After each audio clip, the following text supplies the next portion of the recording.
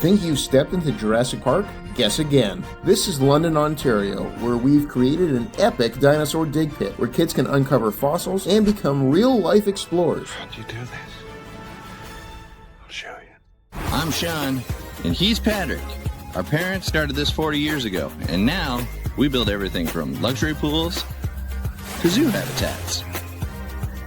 We are Rock Inc.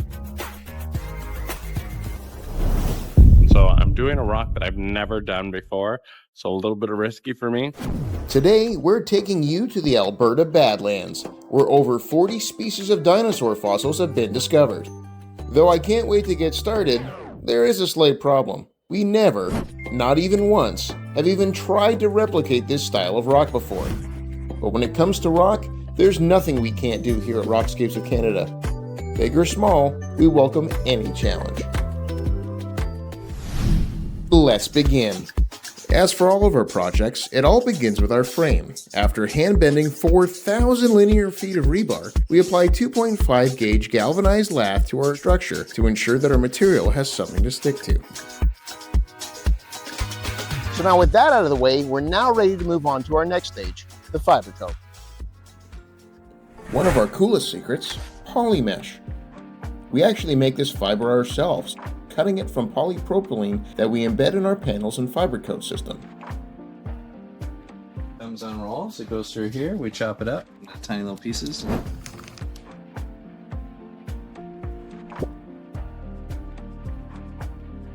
Unlike your typical GFRC, polymesh is completely inert. That means it's chemically resistant, fully waterproof, and built to last. Our oldest project utilizing this formula is 38 years old and still standing outdoors to this day, looking good as new. Alright, back in London. We just finished bringing up everything we need to the floor that we're working on. No issues yet. Now we're in the process of setting up. We're just about ready to start spraying. The only thing that can go wrong here is if our pump breaks down. Well, that's exactly what happened. The machine broke down the moment that it was hooked up wrong by the electrician. This is where things got difficult. Initially, we planned to spray our concrete. Quick and easy, as you can see here in the branching out section of the museum, but with our machine being fried, we had to do everything by hand. It was that, or we would have to wait 7 weeks for our pump to be repaired. What should have only been a 3-hour job ended up taking an entire week. But setbacks didn't stop there. The silo, which needed to go in before construction, wasn't ready. That meant we couldn't finish around that edge. On top of that, the dinosaur, such a staple of the London Children's Museum, was delayed too, so we couldn't complete the back edge until it arrived. Our only option? Build everything we could, then come back later for patchwork. Never our preference, but sometimes it's necessary.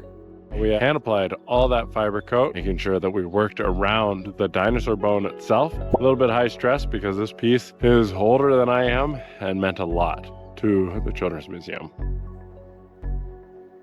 Now comes the most exciting part, the finish coat. This is where the real artistry happens. One of the things I really like to focus on when I'm doing finish coat is to make sure that all the trowel marks are done, and that little bit of attention to detail stops you from ever being confused when you're a visitor or viewer and wondering what the heck a trowel mark is doing in the concrete, in the rock itself. With the concrete still fresh, our team gets to carve, shape, and texture every detail, creating cracks, layers, and surfaces that make our rock look like it's been there for millions of years. This is where we replicate the rugged beauty of the Alberta Badlands, layered, weathered, and authentic. It's the details in this stage that turn concrete into a landscape that feels real. It's part construction, part sculpture, and it's where our creativity gets to really shine. To give the kids an extra bit of adventure, we got to build our very own fossils back at the workshop.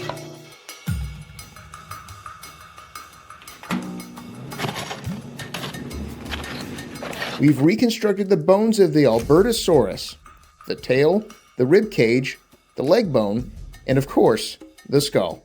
Now what we're going to do is wrap this with lath, fiber coat, finish coat, paint it. But first step is done. So very happy about that. What the requirement is that the majority, 80%, would be below the 6-inch mark. And that way, when kids come in, they're gonna see a small amount of the bone and the fossil itself. And that way that these kids will actually have a destination. So we don't want kids tripping or falling around, and we don't want them digging for the rest of their lives. So what we're gonna do is make sure it's buried, make sure that the beads are all over it, and then when they're searching, they'll actually see these tiny little peaks and valleys coming out, and we'll be able to uncover it with relative ease and have a good time exploring.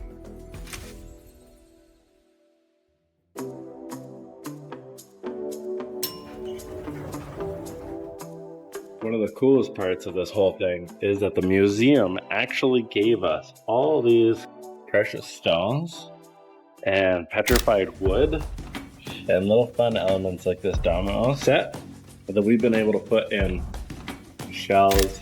These tiny little details are what making up this spot and making it a complete one of a kind. They've given us the individual pieces that are unique to their collection. So making it very personalized. We have things like marbles, we have shells, we have little toys. Special for the kids is we're hiding they'll stamp in fossils so that when the kids are digging down, not only will they have the stuff on the ground, but then they're also going to have stuff embedded into the walls. These will be such fun elements for kids to actually find and things that I just don't think anybody else gets to do.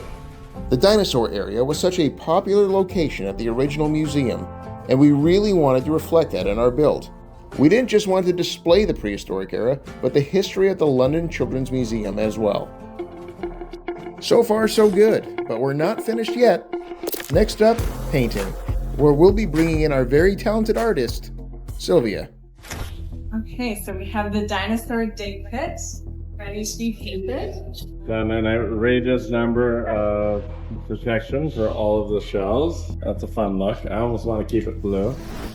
So Sylvia's been working very hard at making sure the Dinosaur Dig Pit is looking fantastic. I'm going to set you up so you can watch the work. Okay, here's a time lapse at 3, 2, 1. You know, when we're painting something, it's really important to get the proper reference. And the best part about this is that our reference was right beside us. Cubic created this beautiful graphic they put on the wall that we were able to utilize to pull in our colors and make sure we got this right.